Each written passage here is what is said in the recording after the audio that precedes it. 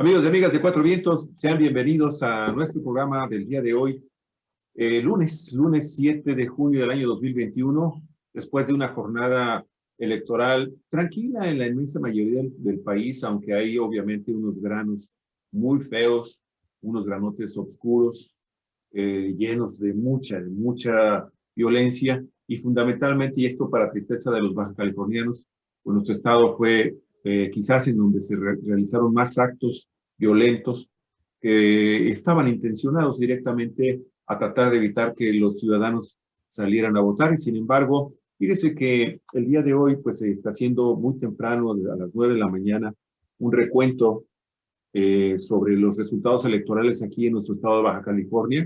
Y si me permiten, mi querido Armando y mi querida Olga, rápidamente dar a conocer este concentrado que hicimos apenas con los datos que se tienen en este sistema del conteo preliminar a las 9 de la mañana. Pues tenemos un concentrado que, si me permites, de nueva cuenta, el estimado Armando Duarte Moller, nuestro queridísimo colaborador de Cuatro Vientos, sociólogo, usted sabe, lo conoce perfectamente, desde hace muchos años está trabajando con nosotros en Cuatro Vientos, y también, pues, doctor en estudios de desarrollo global. Antes de dar este concentrado, Armando, buenos días. Buen día.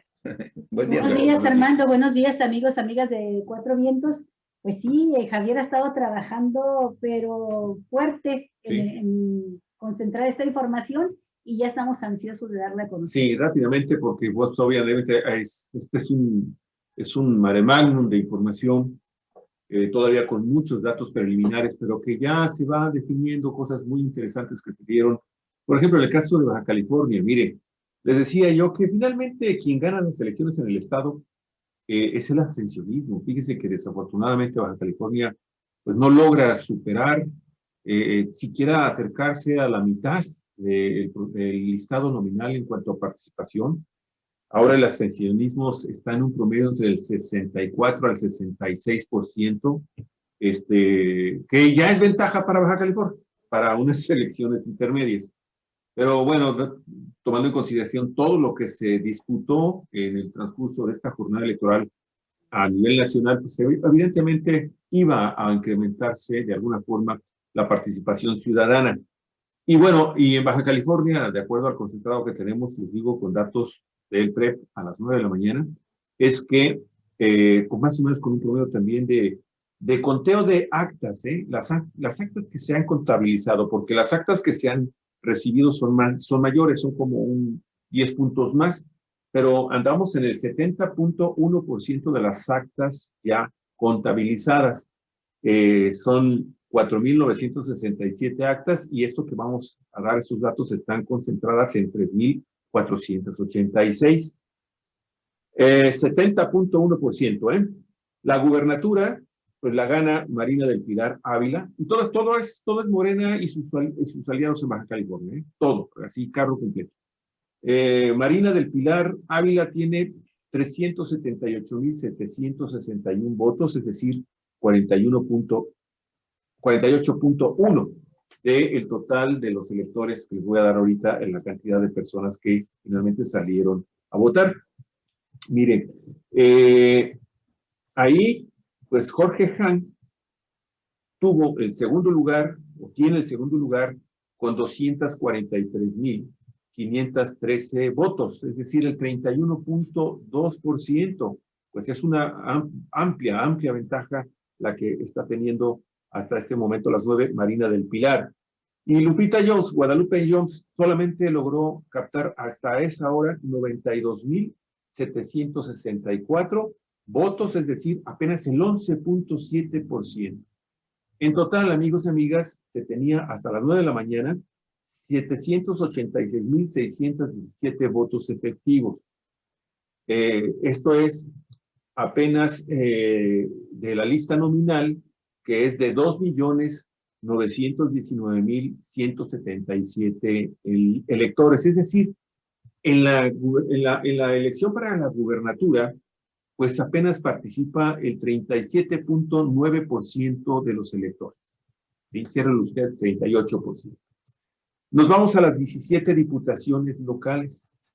Miren, igual con el 69.9% de las actas contadas hasta las 9 de la mañana y una participación promedio del 38%, Morena ganó el Distrito 1 con Manuel Guerrero Luna. Gana también, y esto fue apabullante, de los más abiertos, junto con el Distrito 17. Casi 3-1 en el Distrito número 1, que lo va a representar Víctor Hugo Navarro Gutiérrez. El distrito... ¿El 1 Manuel Guerrero Luna dijiste? Víctor Hugo Navarro. A ver, vamos a ver, perdón, me repito. Sí. Manuel Guerrero Luna es el que ganó el distrito 1. El 2, también con Morena. Víctor Hugo Navarro lo gana Morena. El 3, en coalición lo ganan con Alejandra María Ang Hernández. ¿Sí? Y aquí es donde están de las votaciones más cerradas, porque tienen apenas un 3.7% de diferencia con el segundo lugar. El distrito 4, Liliana Michelle Sánchez Allende por Morena. El 5, Juan Manuel Molina García, lo ganan en coalición. El 6, César Adrián González García, también lo ganan en coalición. Luego, el 7, Julio César Vázquez Castillo, lo ganan en coalición. El 8, Sergio Moctezuma Martínez López, lo ganan también de manera individual Morena.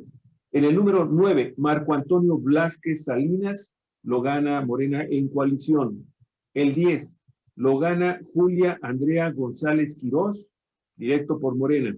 El 11, la primera candidatura indígena, en la persona de Evelyn Sánchez Sánchez, Morena, lo ganan por Morena, directo. El 12, Ramón Vázquez Valadez, también por Morena. El 13, Gloria Arcelia Miramontes Plantillas, también lo ganan directo con Morena.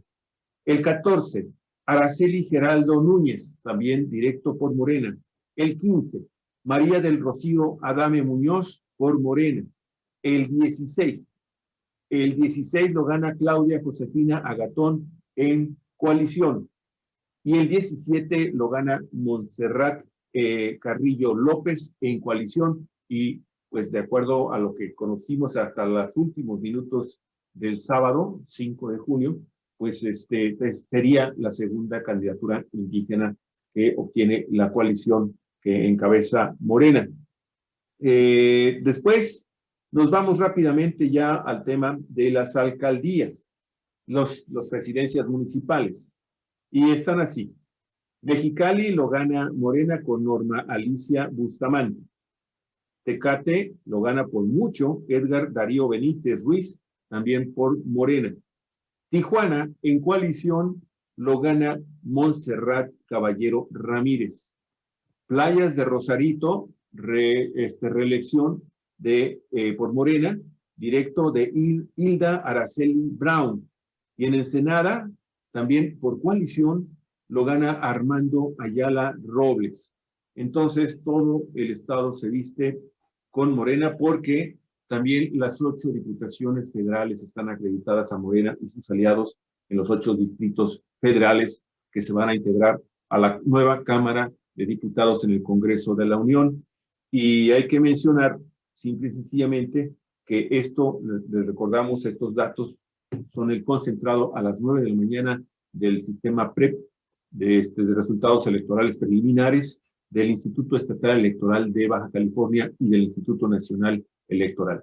Creo yo que esto podría servir como inicio de lo que podría ser este análisis, Armando y Olga, de los acontecimientos acá en Baja California, que desafortunadamente fue una de las 2 entidades en donde se presentaron hechos violentos que incluyeron, cosas de veras terribles, con personas con cabezas que se aventaron cuando menos 2 urnas electorales, 2 casillas electorales, y restos también de personas que fueron, pues, asesinadas previamente por elementos muy seguros de los cárteles de las drogas y grupos delincuenciales que operan aquí, y que con esto nos están lanzando también un mensaje muy interesante.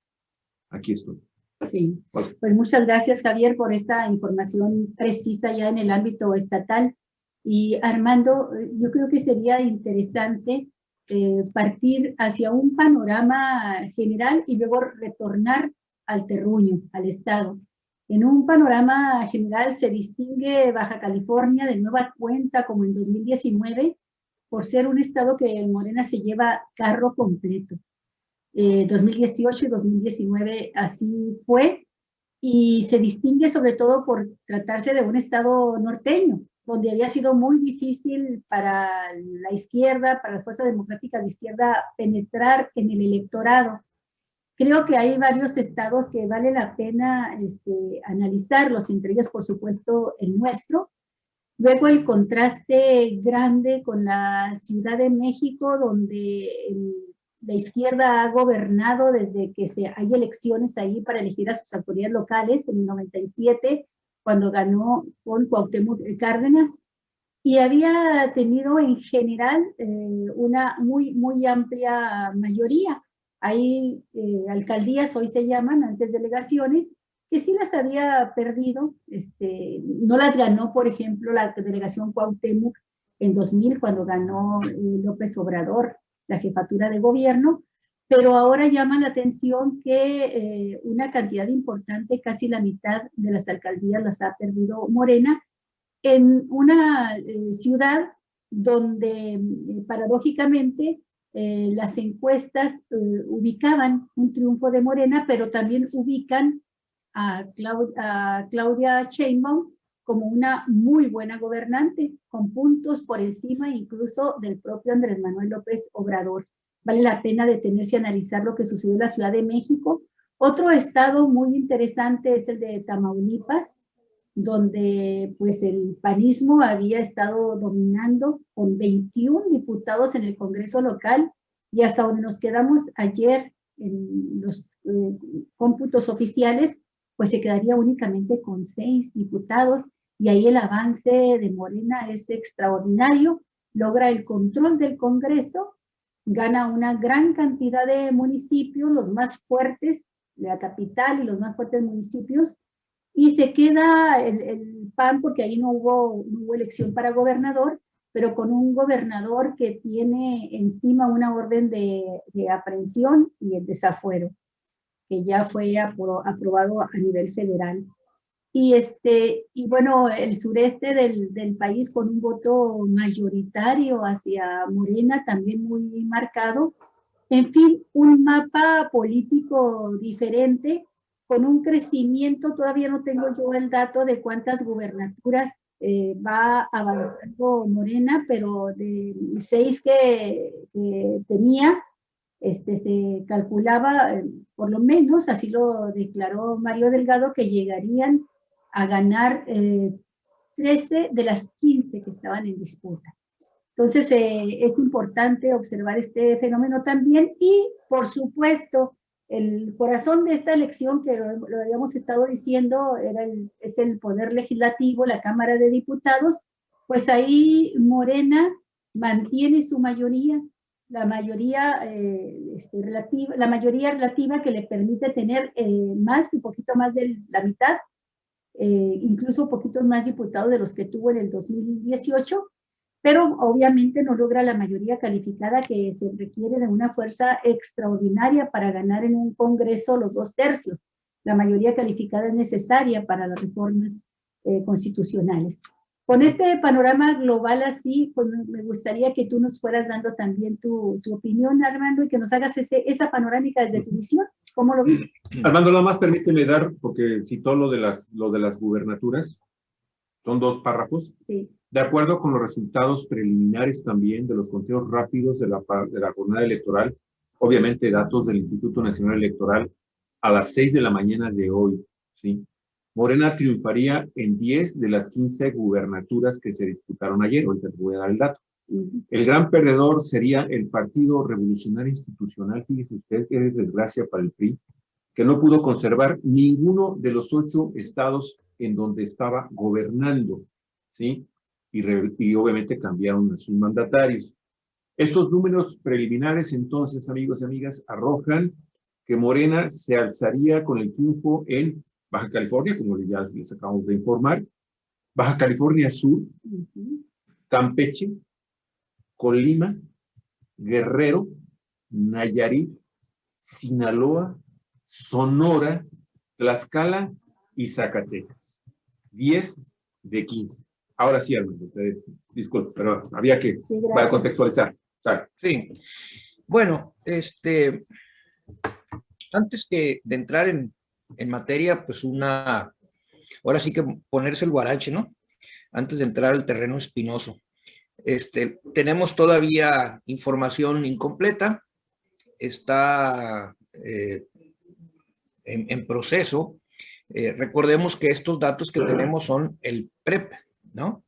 Y el cómputo definitivo será el pasado mañana, el miércoles, cuando ya se revisen los paquetes electorales, porque el PREP es con el acta que va afuera y siempre hay alguna diferencia. Entonces, con esa advertencia, los juicios que voy a emitir son igual, juicios preliminares, y que después del miércoles, ya con el resultado, digamos, definitivo, podrían en un momento determinado, pues, sufrir algún cambio, ¿no? En primer lugar, creo que habría que hacer un balance muy general en términos de los objetivos que las diversas fuerzas y corrientes políticas se habían planteado en esta campaña. Y a la luz de esos objetivos y de los resultados preliminares que tenemos, tratar de hacer alguna caracterización general. Y en ese sentido, recordamos que el propósito declarado de la oposición era el de lograr, detener el avance de la Cuarta Transformación. Habría que decir que ese propósito no fue alcanzado, porque para lograr ese parón a la Cuarta Transformación, la oposición había cifrado sus esperanzas en arrebatarle a Morena la mayoría en el Congreso, cosa que no sucedió. En esta futura legislatura, según las proyecciones que ha hecho el Instituto Nacional Electoral, Morena y sus aliados tendrán mayoría simple, es decir, en la Cámara de Diputados, es decir, la cantidad de votos suficientes en la Cámara para mantener vigentes los programas sociales, los programas de inversión y toda la política económica y social del régimen. Porque recordemos, la Cámara de Diputados, la institución que aprueba o desaprueba el presupuesto del gobierno federal, del Ejecutivo Federal. En este sentido, Andrés Manuel tiene la garantía de que en los 3 años últimos de su gobierno no tendrá problemas para que los proyectos de presupuesto de egresos y de ingresos que presente a la Cámara de Diputados puedan ser aprobados y, en consecuencia, impulsar sus políticas generales.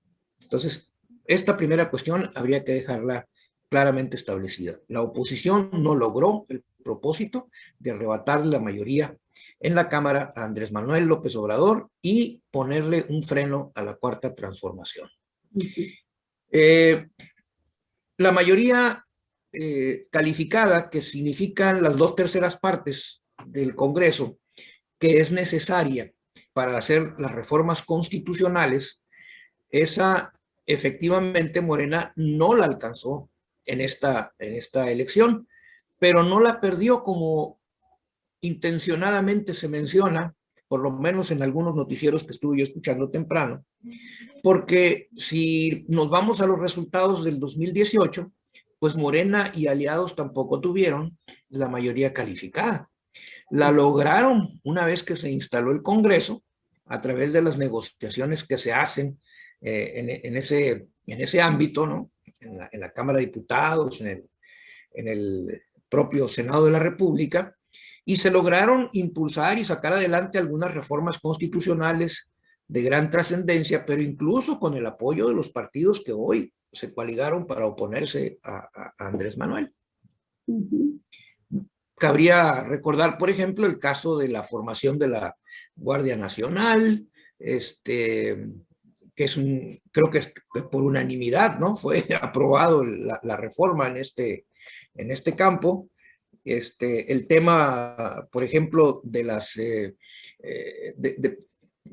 convertir en derechos constitucionales la política social, las pensiones, las becas, etcétera, etcétera, que contó también con el respaldo no solamente de los diputados de Morena y los diputados y senadores de los partidos aliados, sino también de algunos diputados y senadores de los partidos contrarios. Entonces, habría que decir que esto que se menciona por parte de algunos comentaristas en el sentido de que Morena perdió la mayoría calificada, pues yo lo pondría, digamos, con matices, ¿no? Todavía no se puede decir que en algunas reformas constitucionales no se vaya a lograr esa mayoría calificada y que pudieran surgir otras. Evidentemente, lo ideal hubiera sido que Morena y aliados tuvieran por sí, solos, la mayoría calificada. Pero eso es muy complejo, muy difícil que se logre, y sobre todo en países en donde la diversidad política e ideológica, como en el caso de México, está muy definida. No se puede hablar de que en México la inmensa mayoría de los mexicanos están a favor de la cuarta transformación. Hay una mayoría, pero no es una mayoría así total. Y esto se refleja en las elecciones. Aquí, por ejemplo, en Baja California, ¿verdad? Quedó claro, ¿no? Que independientemente de que haya ganado carro completo, pues habría que ver los matices. Es decir, cuál fue la votación real, efectiva que obtuvo Morena en esta elección. Tú mencionabas que Marina del Pilar parece ser que anda cerca del 50%, pues sería muy bueno, pero ¿eso qué significa? Que el otro 50% no está de acuerdo, porque o no apoyó o apoyó a la oposición. Y si sumas tú los votos del PES y de Va por México en Baja California, pues andamos alrededor del 43%, o sea, es una cantidad importante. Entonces, dadas estas realidades, presumir que se puede obtener una mayoría calificada en el Congreso, francamente está fuera de toda realidad. Y yo creo que digamos, en el cálculo, en el presupuesto elaborado presupuesto político, elaborado por Morena y su dirigencia, pues se encontraba el asumir que esta posibilidad era remota. Había ciertas posibilidades, pero eran remotas, eran bajas las posibilidades de que Morena pudiese lograr la mayoría calificada. Pero sí mantener la mayoría necesaria para blindar, vamos a llamarle así, el presupuesto. Entonces, en ese sentido se puede hablar de que en esta elección Morena obtuvo una victoria política importante. Otro tema, el tema que no es menor, el tema de las gubernaturas, de los gobiernos de los estados.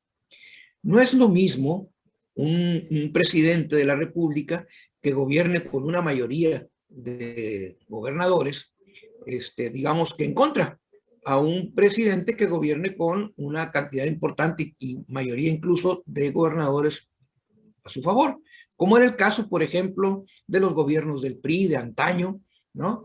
En donde el presidente de la República contaba con el respaldo de los gobernadores, que es en donde aterrizan las políticas públicas federales y desde donde también se pueden impulsar.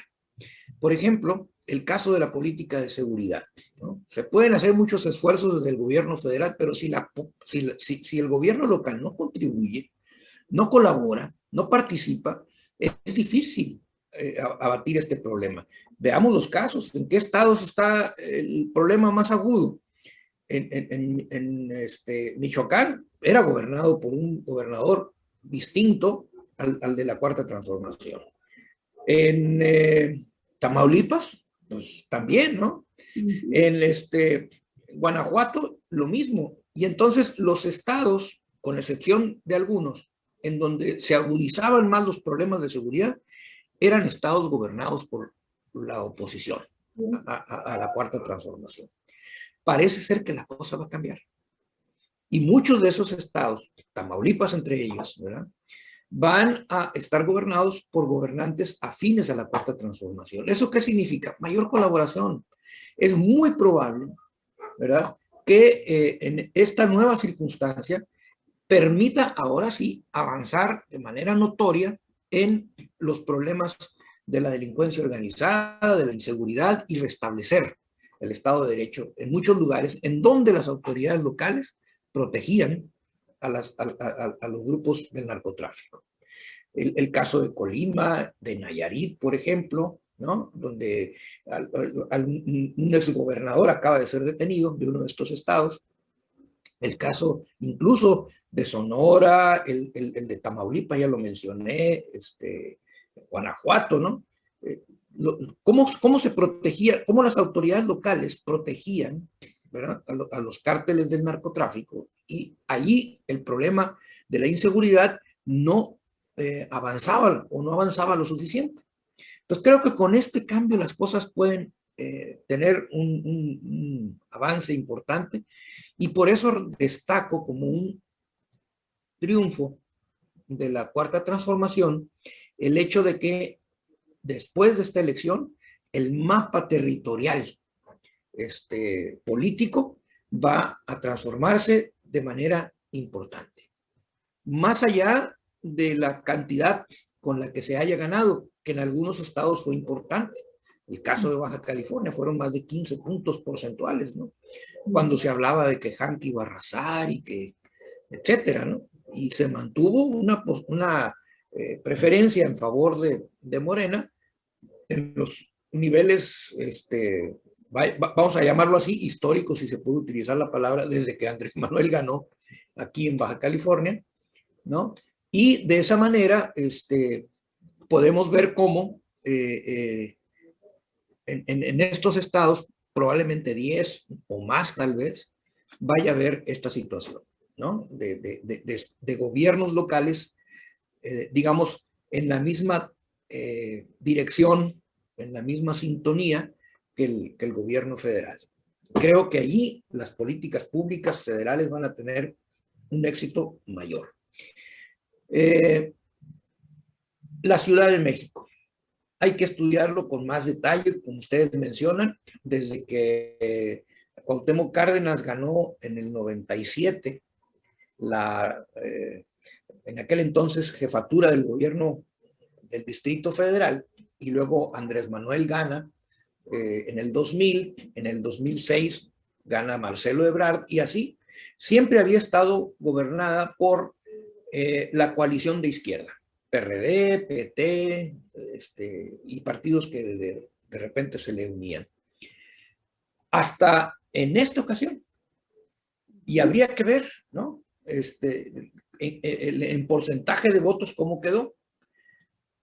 Porque ciertamente para lo que acabo de mencionar, para Claudia Sheinbaum va a ser difícil gobernar sus próximos 3 años con la mayoría de las alcaldías en manos de la oposición, en una región del país en donde la oposición es más virulenta y en donde las campañas propagandísticas a través de los medios masivos de comunicación es donde tienen mayor impacto. Creo que es en la Ciudad de México uno de los territorios del país en donde la presencia de los medios masivos de comunicación controlados por la oposición conservadora, por la oligarquía, tienen más impacto. Ahí circulan los principales periódicos nacionales, la mayor parte de su circulación se encuentra ahí, la gente lee el periódico, mucha gente en la Ciudad de México lee los periódicos todavía. Ahí están la sede de las principales cadenas noticiosas, tanto televisivas como radiofónicas, que están todos los días constantemente, ¿verdad?, con su campaña en contra de la Cuarta Transformación, y esto nos revela que han tenido algún impacto en la conciencia de la gente. Y hay que irse al detalle, que ahorita no es posible, ¿no? Por ejemplo, el análisis ya un poco más sociológico del sufragio en la Ciudad de México, es decir, vinculando el voto con la condición socioeconómica de las personas que fueron a votar, la afluencia de votantes de los diferentes sectores sociales, yo tengo la percepción, la hipótesis, que habría que comprobarla, que se movilizó más al voto, se movilizaron más las clases medias y clases altas de la Ciudad de México. Y que las clases bajas, que son, digamos, el sector donde Morena puede tener una mayor incidencia, no se movilizó de manera suficiente. Y eso yo se lo atribuyo a la situación que prevalece en Morena, de incapacidad de poder realizar el trabajo de base, el trabajo de convencimiento, que en Morena se ha venido acostumbrando a hacerse el famoso casa por casa. Pues ahora con la pandemia no se pudo.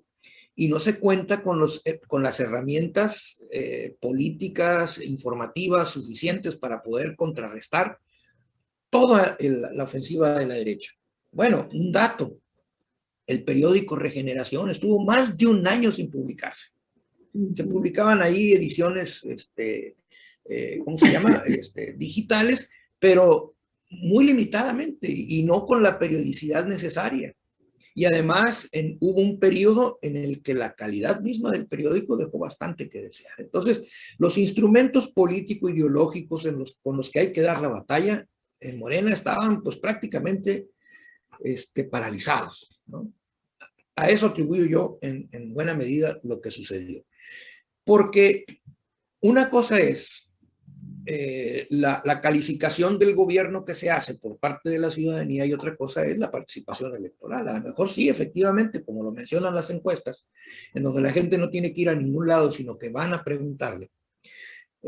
Claudia Sheinbaum tenga muy buena percepción por parte de la ciudadanía, pero a la hora de tener que movilizarse, tener que dejar tu casa, ir a votar, hacer fila y todo lo que implica esto, habrá gente que no quiso ir, que tendrá buena opinión del gobierno del Distrito Federal de la Ciudad de México, pero no quiso ir a votar.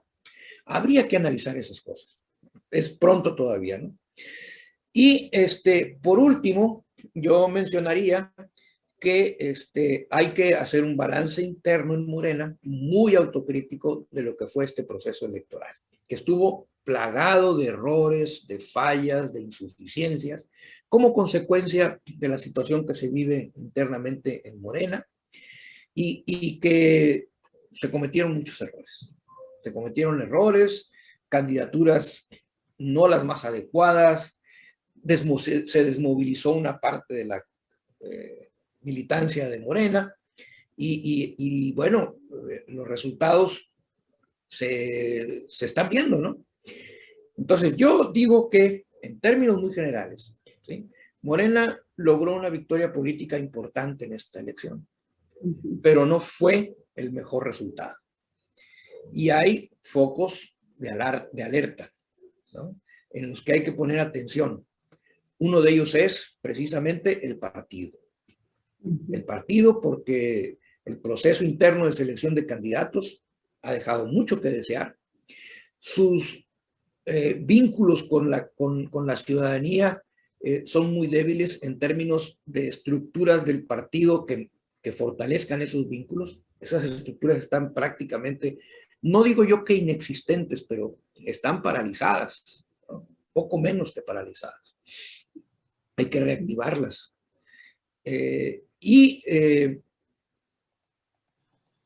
Avanzar en la democratización del partido. Morena sigue siendo todavía una formación política que no ha logrado romper con los vicios de la vieja política.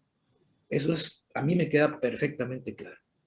Es necesario que Morena se ponga las pilas y que avance decididamente en la democratización interna, de tal manera que tanto la selección de sus dirigentes como la selección de sus candidatos se realicen en procesos democráticos, transparentes y bajo las reglas de una nueva ética política. De lo contrario, esto que pasó en esta ocasión puede irse agudizando y peligrosamente poner en riesgo la viabilidad de la Cuarta Transformación dentro de 3 años. Sí. Analizando, Armando, cómo queda el Congreso, la Cámara de Diputados. me parece muy importante no solamente mencionar el hecho de que, bueno, pues sí, en efecto, Morena conserva la mayoría relativa, que consiste en mínimo el 50+1. No logró, como no se ha logrado, creo que desde 1991, que un partido tenga la mayoría calificada. En aquel tiempo el PRI, y pues como sabíamos, sin posibilidades de fiscalizar realmente la autenticidad del triunfo de ese partido, de cualquiera, bueno, del PRI, que era el gobernante. Pero creo que sí vale la pena señalar que ahora, de acuerdo con la información que nos dio ayer el Instituto Nacional Electoral en voz de Lorenzo Córdoba, Morena podría tener hasta 292 diputados en un análisis que hace el instituto, como tú lo dices también, todavía sin toda la información, pero con los datos que hasta el momento tenían y que pueden estar muy, muy apegados ya a la realidad. Entonces, 292 de los 500 diputados. Habría necesitado tener 334 para la mayoría calificada, no lo logra, le bastaba con 251 para la mayoría relativa. Pero bueno, con esto, como bien señalas, pues se garantiza que tiene la votación suficiente para poder sacar adelante el presupuesto de egresos, mantener, por lo tanto, los recursos para los programas sociales y las obras fundamentales que se está planteando el gobierno de López Obrador. Eso no peligra, porque sabemos que desde siempre, pues la oposición ha querido tumbar esos dos pilares del gobierno obradorista. No votó el PAN, no votó el PRI por los apoyos a los ancianos, la pensión, todos los programas sociales, y siempre han insistido en que deje, aún antes de la pandemia, ya estaban diciendo de que no se invirtieran recursos en el Tren Maya, en las refinerías, en todo lo que este gobierno está impulsando como prioritario en obra pública. Eso está garantizado, continúa el gobierno, y en este sentido, pues el mismo López Obrador dice, pues es un referéndum positivo la elección, ¿verdad?, de que la mayoría de los mexicanos, las mexicanas que votaron, respalda este proyecto. Pero también ayer escuchaba yo a un periodista argentino en el análisis, una mesa de análisis que tuvo Carmen Aristegui, y me llamó la atención lo que estaba diciendo, porque es cierto. Daniel Sabato, Mario Daniel Sabato, argentino, decía, bueno, es que el problema es que no es lo mismo tener la mayoría relativa en la primera parte del sexenio que en la última, en la segunda parte, porque ya todas las fuerzas están encaminadas a una disputa por la presidencia. Ya es más difícil lograr acuerdos. Es cierto, en la primera parte el gobierno de López Obrador, teniendo solamente mayoría relativa, logró sacar varias de sus propuestas por consenso, algunas por unanimidad, logrando la mayoría calificada y más. Y bueno, es un gobierno que estaba iniciando con unos partidos políticos muy golpeados por el resultado de 2018 y que pues tenían que hasta cierto punto congraciarse con el electorado y no podían entrar de lleno oponiéndose a un gobierno que se estrena con una gran votación de la ciudadanía. Ahora, insisto, será diferente porque ya todos traen en mente el 2024, ya es difícil lograr esos acuerdos, y porque además estamos entrando a una etapa de una pelea política muy fuerte. Tenemos en puerta la consulta ciudadana que aprobó la Suprema Corte de Justicia para determinar la suerte de los expresidentes de la República y otros actores políticos del pasado. Hay que decir que eso se hizo porque 9 de cada 10 mexicanos, según las encuestas, exigían que no hubiese impunidad y que pagaran los que tienen que pagar por los delitos del pasado, por los daños que hicieron al país, y esto va de nueva cuenta a polarizar. Y viene también el 2022 con el referéndum que el propio presidente de la República propuso en las reformas, en las leyes, y que se elevó ya a rango constitucional para someter su mandato a referéndum de revocación, si la gente quiere o no quiere que continúe en el gobierno. Y no olvidemos que la estrategia de esta oligarquía de derecha, la más o la parte más derechista de la oligarquía mexicana que encabeza Claudio X González, con los 3 partidos que se corrieron más a la derecha que en el pasado, pues tiene como propósito precisamente hacer perder a López Obrador la presidencia. Si puede antes, hacerlo ya, ¿verdad? En el año próximo. Y si no, pues que el partido de López Obrador lo pierda en el 2024. Entonces, vuelvo al asunto. ¿Cómo ves tú que será ahora la posibilidad de Morena de tejer acuerdos dentro del Poder Legislativo cuando la disputa por el poder total del país ya está en marcha? Sí, evidentemente sí complica las cosas, por lo que mencionas, ¿no? Este argumento que esgrimió este periodista o analista argentino que no conozco. No es lo mismo, efectivamente. Digamos que el horizonte es distinto, ¿no? Aquí el horizonte es la presidencia de la República en el 2024, y evidentemente en sus planes este grupo opositor tendrá como objetivo fundamental recuperar la presidencia de la República. Y entonces, en aras de eso, estos 3 años van a ser años de zancadillas al gobierno de López Obrador, ¿no? Ellos pretendían tener la manera de que esa zancadilla lo tumbara, en el sentido de lograr el control del Congreso. No lo lograron, pero de que van a poner obstáculos, van a seguir poniendo obstáculos, ¿no? Y eso va a dificultar las negociaciones. No obstante, también hay que tomar en cuenta que si las cosas no se complican por una situación extraordinaria como lo fue en esta ocasión, el problema de la pandemia, estos 3 años serán 3 años en los que se empezarán a dar los resultados de lo que se ha venido trabajando en estos otros 3 años previos.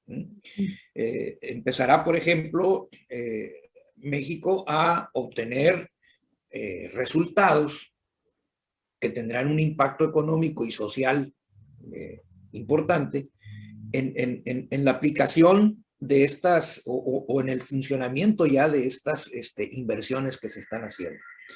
Por ejemplo, en la medida en que vayamos reduciendo nuestras importaciones de gasolina, esto va a tener un impacto en la economía de nuestro país.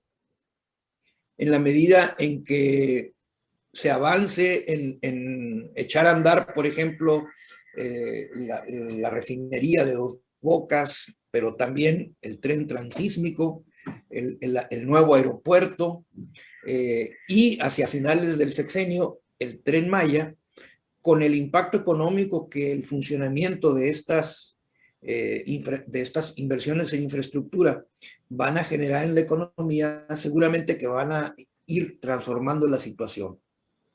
Y que tal vez pudiese todo esto contribuir a generar un ambiente de mayor simpatía, apoyo, respaldo popular al gobierno de la Cuarta Transformación. Y este es un elemento que puede animar a algunos sectores de esa oposición, que hoy parece muy compacta, muy unificada, por lo menos aparentemente, a que haya titubeos y desprendimientos entre estos grupos, y que eso pueda permitir en un momento determinado facilitar las negociaciones. Entonces, sí es cierto lo que mencionaba este analista argentino, pero también es cierto que hay que tomar en cuenta que en estos 3 años la situación, digo, si no se complica, algún rebrote o alguna otra pandemia que nos meta en serios problemas, hay que tomar en cuenta la circunstancia. Porque, me parece que hay que decirlo, no lo mencioné en el segmento anterior, estos resultados electorales que hoy estamos viendo son resultados que se dan incluso en medio de una situación sumamente compleja.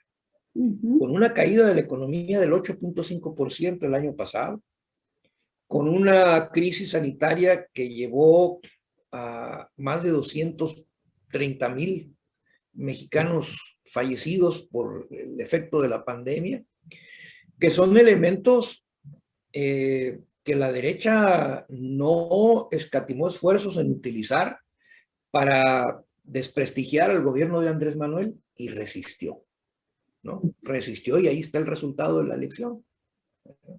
Entonces, a mí me parece que considerando el escenario tan complejo que fue el 2020, ¿sí?, estos resultados electorales son bastante buenos para Morena, ¿verdad? Cualquier otro país, cualquier otro mandatario, o incluso en México, pero con otro tipo de gobierno, tal vez esos resultados, esos problemas que se tuvieron, hubieran sido demoledores, ¿no?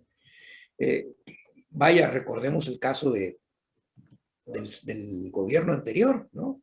No tuvo Peña Nieto una crisis como la que tuvo Andrés Manuel el año pasado, ni tuvo una contingencia sanitaria que implicara la muerte de tantos mexicanos, ¿verdad? Y se derrumbó ese régimen. Soportó todo eso, ¿no? Sí. Lo que habla de la fortaleza que tiene en términos de su vinculación y apoyo por parte de la ciudadanía. Si a eso le hubiéramos sumado un partido activo, yo creo que los resultados hubieran sido todavía mejores. Sí. Todavía falta entrar a la etapa, Armando, de la judicialización de las elecciones, lo que permitirá saber el resultado final en cuestiones muy importantes, no solamente ver si Morena conserva o puede aumentar un poco más todavía la cantidad de diputados en la Cámara, o si pierde alguna de esas diputaciones en los tribunales, porque se va a judicializar todos aquellos, tenlo por hecho, todos aquellos distritos donde la votación haya sido muy pegada, ¿no? Muy, muy disputada. Pero de todos modos, me parece a mí que hay elementos que ya podemos empezar a ver desde ahorita, como el hecho de que los partidos que solicitaron registro y lo tenían condicionado al resultado de las elecciones ahora para poderlo confirmar, los nuevos partidos, pues lo pierden prácticamente. Está en el filo de la navaja el PES.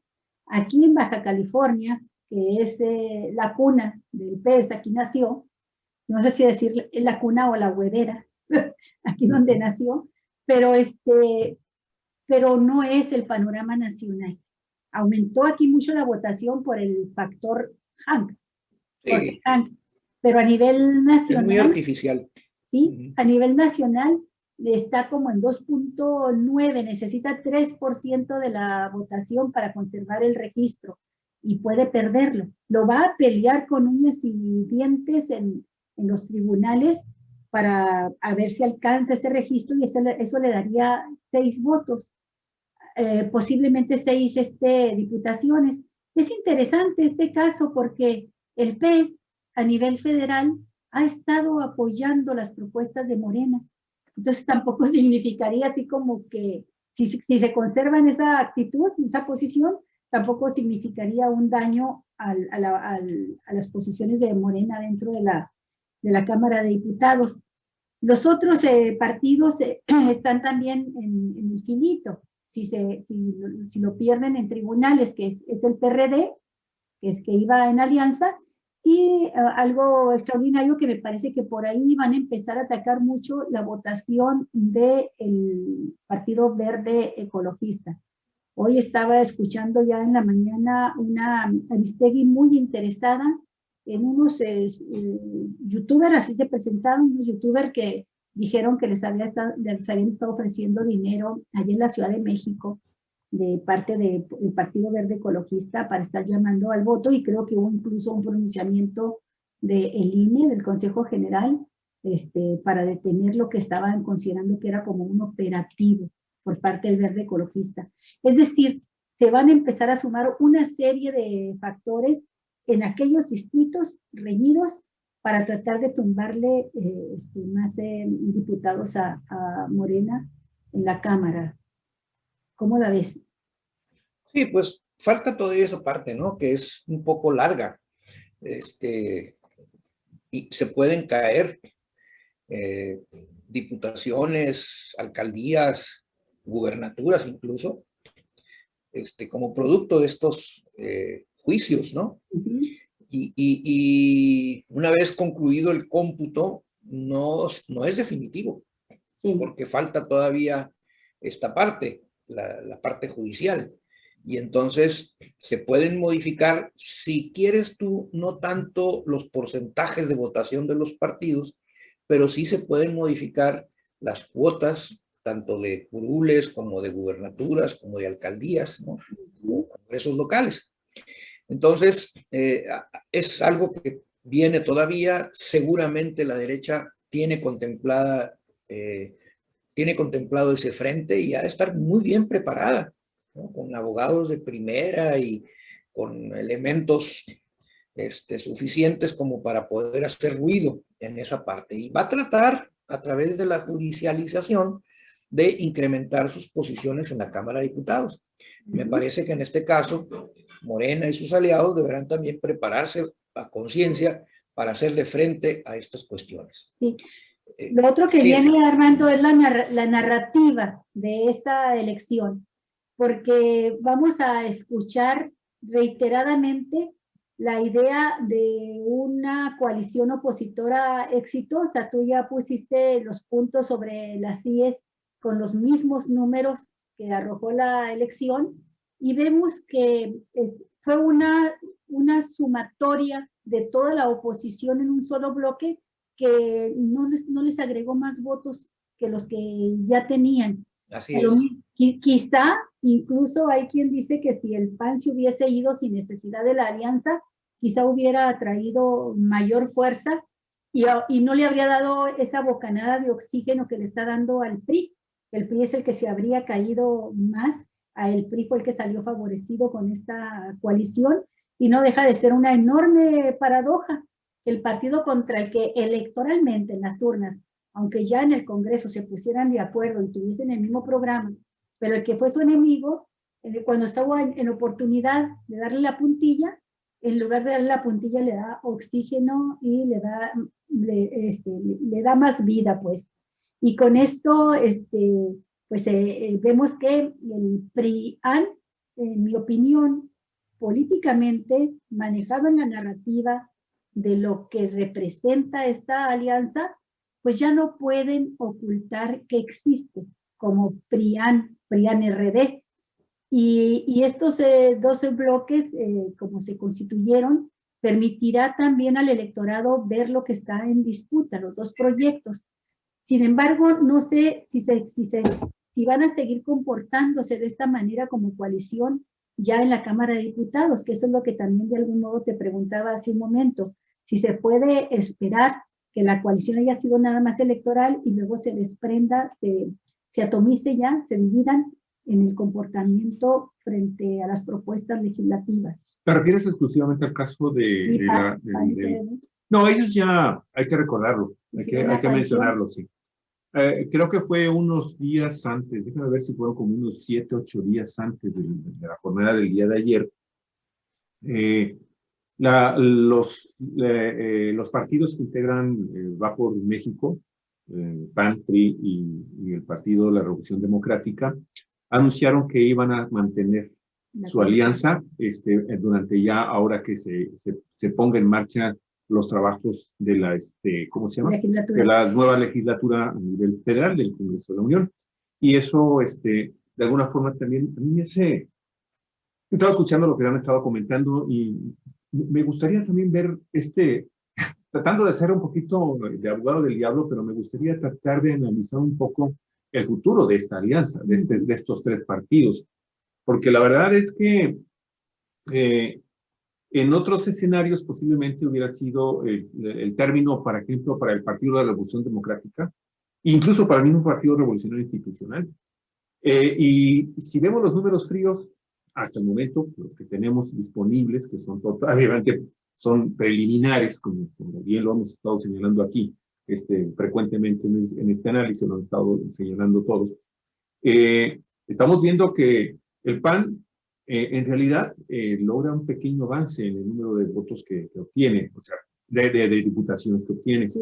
El PRI, sorprendentemente, también tiene, aunque pierde todas las gubernaturas, desde el punto de vista preliminar, sí, en el Congreso consolida de alguna forma también su presencia. El PRD es sorprendente porque no nada más logra evitar la anulación definitiva de su registro a nivel nacional, sino que también más o menos mantiene sus posiciones ahí en el Congreso, en la Cámara de Diputados.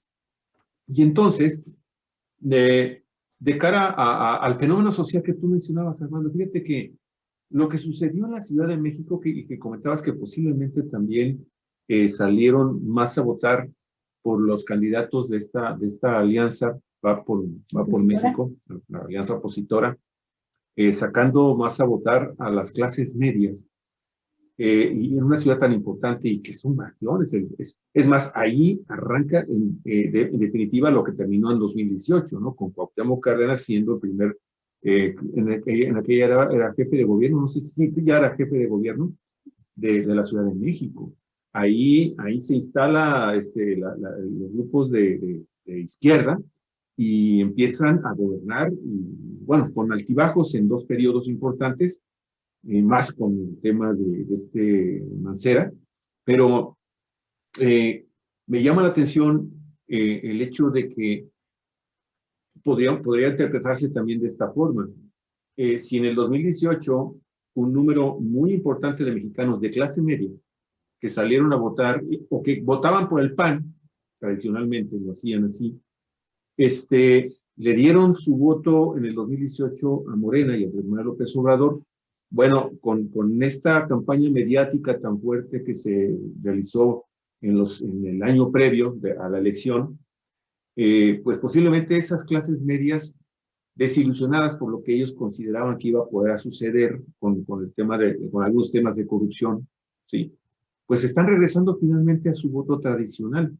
Y si está empezando por la Ciudad de México, y yo siento que si no se, por ejemplo, si no se toman castigos ejemplares, sanciones, para no mencionar castigos, si no se mencionan sanciones de carácter judicial a los responsables, por ejemplo, del accidente de la línea 12 del metro, si no se tiene un planteamiento claro, contundente, un mensaje de que realmente el combate a la corrupción es efectivo durante esta administración federal, bueno, si no se hace eso, posiblemente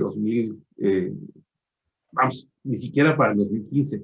Si esto se tiene que resolver o se debe comenzar a delinear con los resultados de la auditoría externa que se está realizando sobre este tema de lo que sucedió con la línea 12 del metro, y que se podrían impactar directamente incluso con el tema de la votación, aunque yo creo que ahí va a ganar absolutamente el sí a favor de enjuiciar a los expresidentes, que esto ya es en agosto, ya estamos a 2 meses de que suceda eso.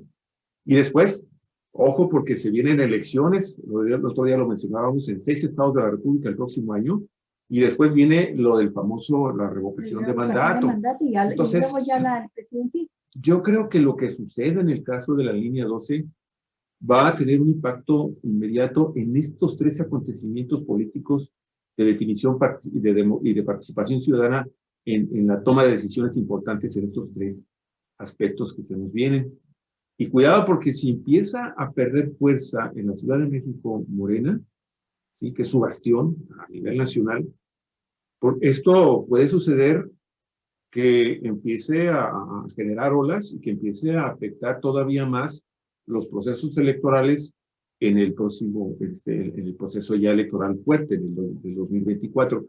Yo lo veo entonces como que algo muy importante que se tiene que analizar, Armando, qué bueno que tú lo visualizaste así, de que Morena tiene que reflexionar muy seriamente qué está pasando con las clases medias, porque cuidado, las clases medias, mira, yo por ejemplo, yo solamente así me puedo entender lo que sucedió, por ejemplo, en el caso del Ayuntamiento de Ensenada, ¿sí?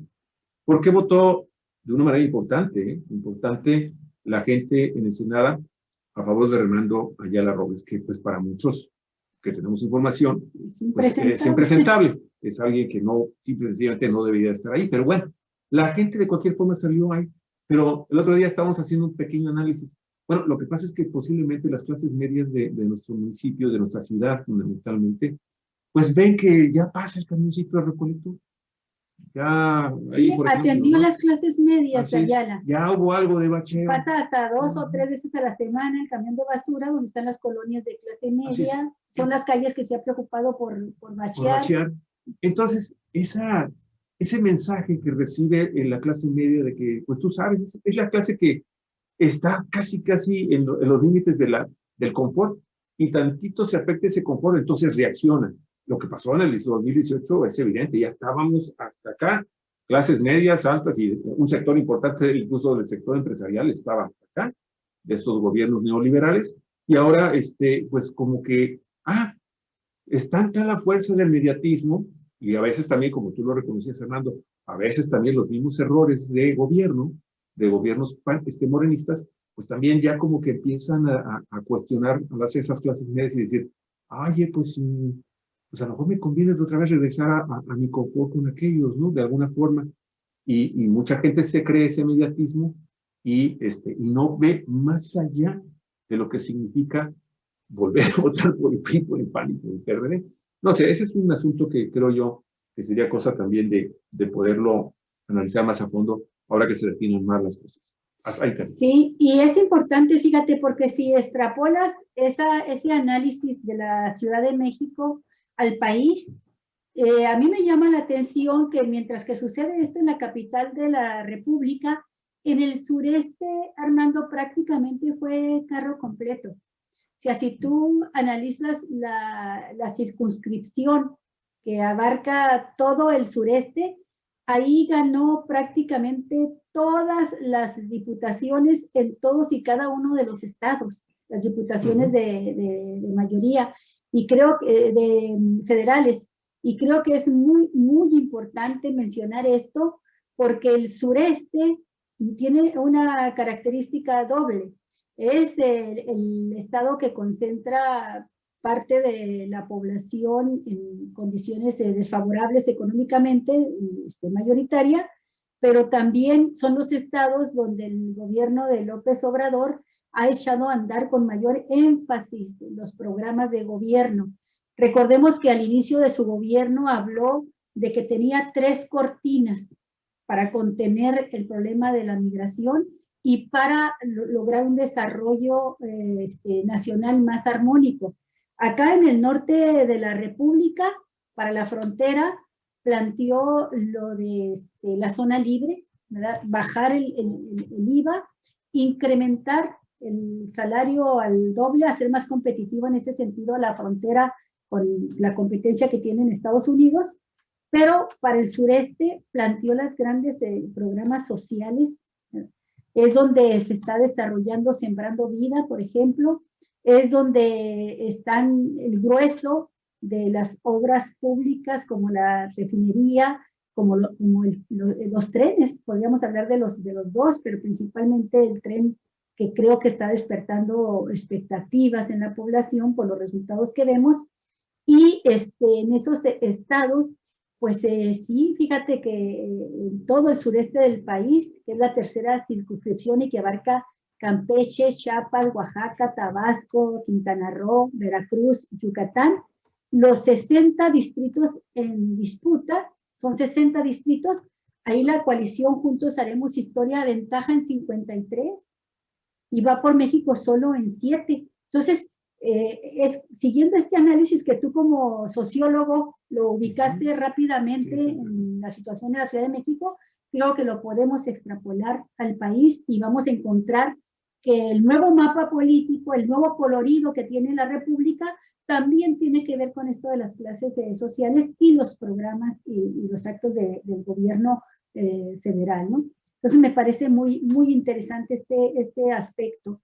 El otro que me parece muy interesante es que en aquellos estados donde gana o se conserva con fuerza la coalición opositora, los congresos y las diputaciones no los tienen.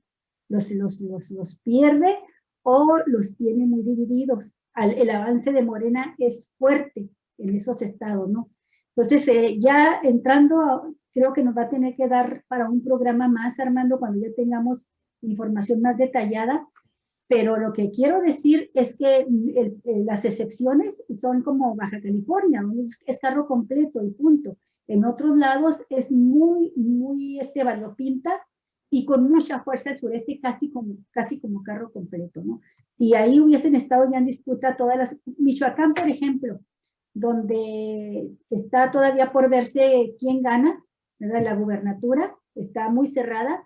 Bueno, pues en Michoacán los candidatos a diputados ganaron 10 de Morena, de la coalición, ganaron 10 de los 12 distritos, ¿sí? Entonces, aunque gane allá la coalición opositora, la mayoría rotunda, calificada, ahí la va a tener Morena y sus aliados.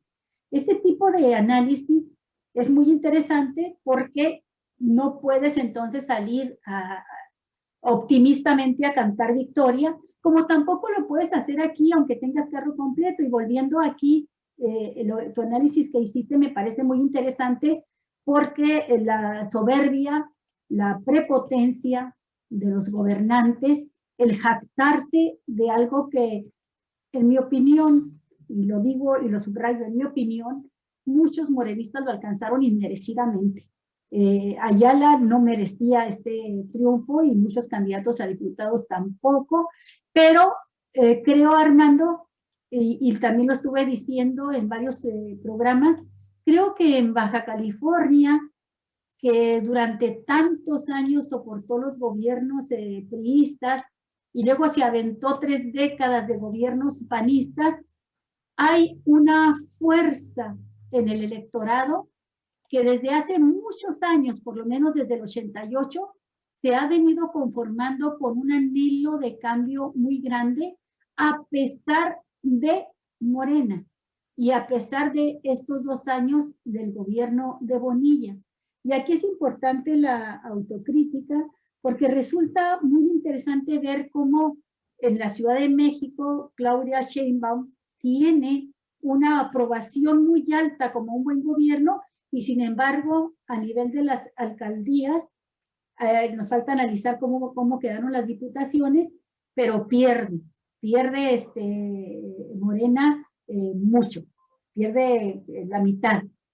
Y en Baja California, donde le preguntas a uno y a otro y todo el mundo critica y con justa razón el gobierno de Bonilla, por ejemplo, y las bonilladas que hemos visto, bueno, el electorado dice, vamos, continuemos.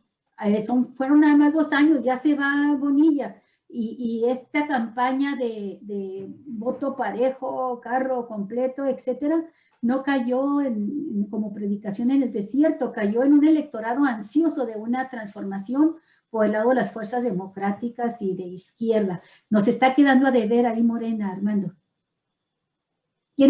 Morena tiene mejor electorado que gobierno, lo diría en esas palabras. Y tiene mejor electorado que gobierno, con más claridad de que hay que avanzar en el cambio, pero también todo tiene un límite. Si Marina del Pilar no se pone las pilas y no se deslinda ya en el ejercicio del gobierno de Bonilla, no creo que para la siguiente también se la vayan a perdonar a Morena aquí. Yo siento que el electorado está creyendo en este cambio con Marina, dándole, ¿cómo diría la palabra? Como un voto, pero no incondicional, no un cheque en blanco, con un voto con la espera de que se supere lo que ha sido el bonillismo. Y aquí, pues, yo no dejo creo que seríamos malos analistas si no tocamos también lo que sucedió en el distrito 17, donde el electorado tan quiere sacar adelante esta fuerza que representa a Morena, que aún con el desgarriate tremendo que generó la candidata Miriam Cano, y el rechazo que generaba su intentona de usurpar la calidad de indígena, cerrando el paso a auténticas indígenas en ese distrito, pues la gente votó, aunque no había candidata, aunque no se sabía si había o no había, y ahorita mismo no sabemos qué va a pasar con ese distrito 17, pero lo que sí sabemos es que hay un electorado que quiere cambio, y que quiere cambio por el lado del obradorismo, vamos a decirlo así. ¿Cómo la ves? Bueno, yo creo que efectivamente Morena le está quedando a deber a la población. Hay mucho por hacer para que este partido sea realmente la esperanza de México. No pocas de sus decisiones y acciones van en contra de esa aspiración. Pareciera que se quiere avanzar en el sentido contrario, tomando decisiones equivocadas desde el punto de vista político, como es, por ejemplo, el de no avanzar en la democratización interna, en el de que prevalezcan los intereses de algunos grupos, o sea, lo tradicional de la política mexicana que se supone queremos hacer a un lado, con este cambio de régimen. No es un cambio de personas, no es un cambio de partido, no es un cambio de gobierno, es un cambio de régimen. Es el más profundo, pues. Entonces, hay quienes no lo ven así y siguen actuando, y es ahí donde Morena le ha quedado a deber al pueblo de México. No obstante, le ha dado un voto de confianza, y efectivamente, pienso yo, como en todos los votos de confianza que se dan, no son cheques en blanco. Es, órale, te voy a dar un tiempo, pero me tienes que responder. Si Morena en estos 3 años no mejora, no se aboca a resolver sus problemas internos, no se lava la cara, en el 24 puede haber consecuencias. No digo que las vaya a haber, puede haber consecuencias indeseables para la cuarta transformación. Esa sería la primera reflexión. En el caso de Baja California, yo aquí matizaría un poco la situación y recurro a lo que planteó hace un rato Javier, cuando dijo, es que de repente ciertas acciones del gobierno como que opacan otras. Y si son buenas acciones, las malas quedan como en un segundo plano o de plano no se perciben. Y entonces sectores de la ciudadanía que ejercen su voto en función de lo que ven, ¿verdad? Pavimentaron la calle, se recoge la basura, mejoras que es indiscutible que ha habido, ¿no? Pueden ser factores determinantes a la hora en que la gente va a decidir cómo votar. Mira, como les decía yo cuando platicábamos antes de entrar al programa, yo fui representante de casilla. Quise estar en la base de todo el proceso, para ver, para palpar, para que no me platicara. Y bueno, fui representante de casilla en la sección donde yo vivo, que es la sección 89, que abarca el fraccionamiento Costa Azul, parte de la colonia Cuauhtémoc. Tiene una composición mayoritariamente de clases medias.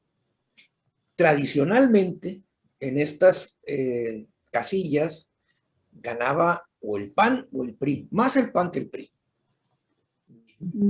hasta el 2018. En el 2018 Andrés Manuel ganó esta casilla por un margen estrecho, hay que decirlo, por un margen estrecho, pero ganó. Y en el 2019 volvió a ganar Morena por un margen estrecho. O sea, no hubo mayores cambios. En esta elección, ¿verdad? Fíjense bien, ahí ganamos todos. ¿Por qué digo eso? Porque nos repartimos las elecciones, ¿no? La elección de gobernador en esta sección la ganó Hank, la ganó el PES. Sí, la ganó el PES. Así es. Por una diferencia considerable, 30 votos con respecto de Marina, que quedó en segundo lugar. Sección 89. ¿En dónde está? ¿En qué colonia está? Costa Azul, aquí donde yo vivo. La casilla se pone en la avenida Adelante, casi esquina con Mangos, que es la calle que atraviesa los fraccionamientos de aquí de Buenaventura y el fraccionamiento Costa Azul, por la avenida Adelante. Entonces, aquí ganó Hank, fíjate bien, pero la elección federal la ganó Va por México, por 4 votos. Todo cruzado. Ajá, por 4 votos a Morena, y el PES se fue para abajo en la elección federal. Así totalmente es. Se fue para abajo, ¿no? Y el ayuntamiento lo gana Morena. Ganamos todos, ¿no? Todos ganó el PES, ganó la Alianza y ganó Morena. Sí, sí, sí. Ahora, fíjate bien, ¿no? La composición. En la gubernatura, ¿no? La gente del PAN y del PRI votó por Hank. Porque en el caso de Morena, la votación fue muy consistente, fueron más o menos las mismas cantidades. La gente que votó por Morena siguió la idea de que voto parejo, ¿no? Okay. Lo que pasa es que, por ejemplo, en el caso de la gubernatura, gana Hank y gana por un margen considerable, ¿no? 116 votos contra alrededor de cerca de 90 de Marina y sus aliados, ¿no? De Morena y sus aliados en la gubernatura. En la diputación fue más cerrado porque ya el PES no pintó, pero Morena es el partido más votado, pero la alianza PRI-PAN logran superarlo y por 4 votos, ¿no? Gana la casilla, la alianza Va por México. Y en el caso de la alcaldía, Morena, con su candidato Armando Ayala, gana con una diferencia también considerable de alrededor de 30 votos con respecto, no más de 30 votos de su más cercano contrincante, que fue la Alianza Va por México. El PES tampoco pintó, o sea, ahí se fue para abajo. Entonces, la gente, digamos, las clases medias, ¿no? Vieron y la situación de Baja California, y sí, en el caso de la gubernatura decidieron por uno, en el caso de la diputación decidieron por otro, y en la alcaldía decidieron por otro. Es el voto cruzado. Totalmente. El famoso voto cruzado, que es un fenómeno interesante que puede estar pasando. Aquí fue una casilla, pero habría que revisar ya todo el conjunto y sacar conclusiones. Pero a mí me da la idea de que por ahí va la cosa, ¿no? Sí. Así es.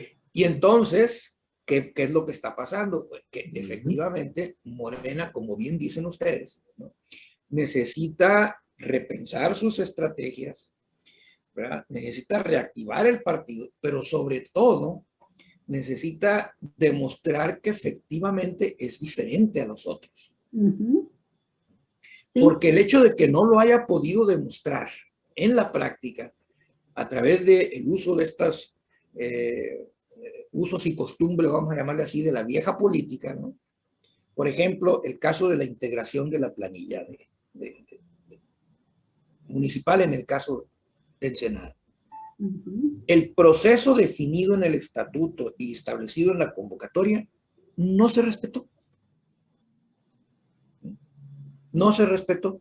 Y esa fue la razón por la cual la composición de la planilla fue la que vimos, y donde también el tema de las políticas de afirmación positiva, ¿no? O afirmativas también se trataron de violentar en aras de satisfacer los intereses de grupo. ¿Sí? Integrar una planilla a modo. Se las echaron abajo, tuvieron que rectificar, ¿no? Como pasó en el distrito 17.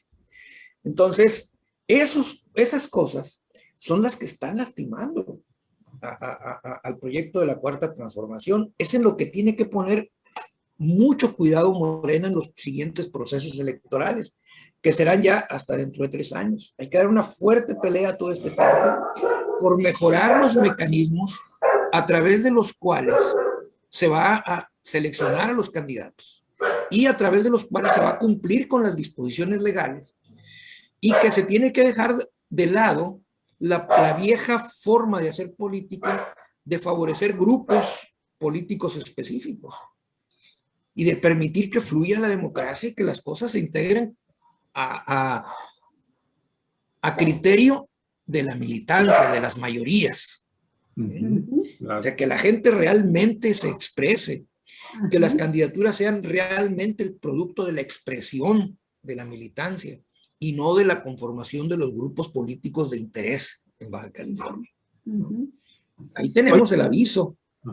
Oye, rojas. Tú has sido un crítico muy razonado y razonable de las cosas que ha estado haciendo mal el partido Morena. Me gustaría mucho conocer tu opinión respecto a que si estos resultados electorales benefician al actual presidente del partido, a Mario Delgado, porque hemos estado escuchando previo y contigo lo hemos estado escuchando más o menos frecuente cuando platicamos desde un punto de vista crítico de lo que está pasando en Morena. Tú has estado mencionando que es necesario también retomar las estructuras importantes, fundamentales de Morena, y como que se había dejado para ver qué sucedía en esta elección y posterior a la elección, el retomar al partido por parte de los morenistas más congruentes, por decirlo así, y mejor intencionados, y que no están ahorita, como tú estás diciendo, hacer a un lado quizás también crecimiento de los grupos, que pues ya es lo que pasó finalmente con el PRD, ¿no? Con tantos grupos que se forman, tantas tribus, como les decían, al interior del Partido de la Revolución Democrática. ¿Lo beneficia o lo perjudica? ¿Y crees que esto sirva también, después de este análisis que se tenga que hacer, que espero que sea en asambleas abiertas o con la mayor cantidad de grupos, y que no nada más sean las cúpulas las que decidan, pues mira, hicimos bien esto, pero hicimos mal esto? Que casi siempre lo que sucede es que se hace énfasis en lo que se hizo bien y muy poquito en lo que se hizo mal. Entonces, ¿tú cómo ves el futuro, vamos, al inmediato y al mediano plazo en esto que te estoy comentando, Armando, dentro del partido de Morena? Pues mira, es en el corto plazo, porque Morena tiene la obligación, tanto por lo que marca su estatuto como por la sentencia del tribunal que está en vigor para la cuestión de la integración de la Dirección Nacional, está emplazado Morena a culminar ese proceso que apenas inició con la famosa encuesta en la que Mario Delgado quedó como nuevo presidente del Comité Ejecutivo y Citlali Hernández, secretaria general, pero se requiere de transformar todo el Comité Ejecutivo Nacional, todo el Consejo Nacional y de ahí para abajo todas las estructuras dirigentes del partido. Y esto tendrá que ser antes de que finalice 2021. Estamos hablando de que a partir de ahorita ya empieza el proceso de reestructuración interna, pasada la elección, ¿no? Que no era conveniente hacerlo en el periodo de la misma elección por razones obvias, y que deberá culminar hacia noviembre de este año. Entonces, cuenta, ¿no? Nos queda junio, julio, agosto, septiembre y octubre, 5 meses, se haga este proceso de reestructuración. Y este proceso de reestructuración, ¿verdad?, es lo que va a definir a Morena en los próximos años. Si es un proceso limpio, transparente, democrático, quede quien quede, resulte como resulte, yo creo que va a ser positivo, porque va a ser la expresión de la voluntad de las bases. Si es un proceso amañado, pactado, en lo oscurito, planchado al estilo del PRD, ¿no?, en donde se reparten las cuotas a los diferentes grupos políticos, va a ser un desastre. Va a ser un desastre y va a ser sumamente complicado que Morena en los próximos 3 años pueda realmente convertirse en la esperanza de México. Entonces, desde mi punto de vista, es fundamental. En el muy corto plazo, Morena tiene que dar una respuesta correcta, adecuada a este reto. No falta eso mucho. es básico para lo que tú estás mencionando aquí en este programa, Armando, para enfrentar los próximos acontecimientos democráticos, participativos y elecciones que se le vienen encima a Morena, y que si mantiene este status quo al interior de Morena con estas crisis recurrentes, cuidado, cuidado. Sí, sí. Entonces, eso se tiene que resolver. El partido tiene que dejar resuelto el problema de su dirección, su estructura dirigente a todo nivel en los meses que le restan al 2021. Sí, yo creo que dentro del análisis que hacías hace un momento, sociológico sobre las clases medias, pues también hay que decir que a esas clases medias pudo haberles también molestado, afectado, llegado no nada más la campaña sistemática de los medios en contra del gobierno de López Obrador, que en eso hace énfasis el presidente, sino también esta situación interna de Morena. Ya estaba prácticamente avanzado el proceso electoral y todavía se estaba la riña muy fuerte intestina por la dirección del partido con toda la intervención del Tribunal Electoral. Y bueno, las descalificaciones fueron muy fuertes de uno y otro lado, el ataque a los dirigentes que quedaron, a Mario Delgado, todo eso sí, yo pienso que sí permea en la opinión del electorado. Pero sin embargo, yo quisiera destacar un aspecto que me parece sumamente relevante. En nuestro país, desde 1994, hubo una elección que se consideró atípica. No había sucedido que el partido en el gobierno retuviera en elección de medio sexenio la mayoría. Incluso lo que sí sucedió es que la Cámara de Diputados estaba en tercios casi prácticamente, ¿no? Y si hacen la sumatoria, pues terminaba en minoría el partido gobernante. Aunque se le considera como la primera minoría, ya sumados todos terminaba en minoría.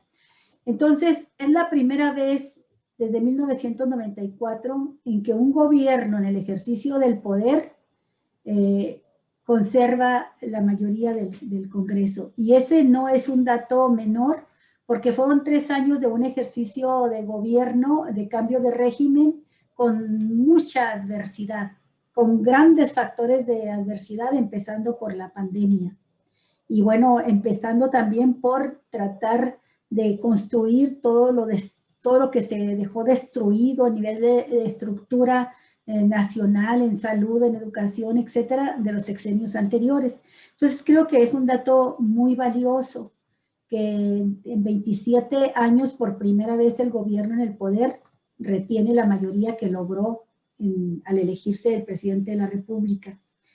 El otro factor que también me parece importante destacar es que en el 94 hubo elementos que provocaron la votación atípica a favor del PRI, porque hubo elementos que provocaron miedo también mucho en esas clases medias, ¿no?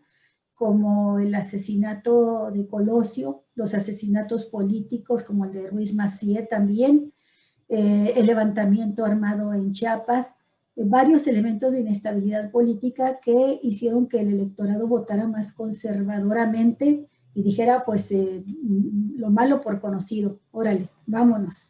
Y le dieron un voto apabullante, además al PRI, además de que no había tampoco órganos electorales para garantizar que ese voto haya sido tan apabullante como apareció, pero le dieron la mayoría al PRI. Entonces, a Salinas de Gortari en el 94. En el 97 ya cambia por primera vez la situación y el PRI pierde para siempre el control de la Cámara de Diputados y ahora por primera vez el partido gobernante, ahora Morena, logra retener la mayoría en elección de medio sexenio. No es un dato menor, me parece. Y volviendo acá al Estado, me gustaría señalar lo siguiente también, aunque ya lo dijimos, pero subrayarlo.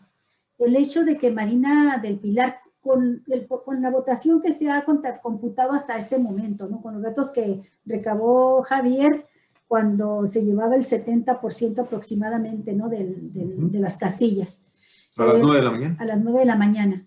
Marina, sí, Marina del Pilar tiene el 48%, 48.1%, y Hank el 31.2% y Lupita Jones el 11.7%.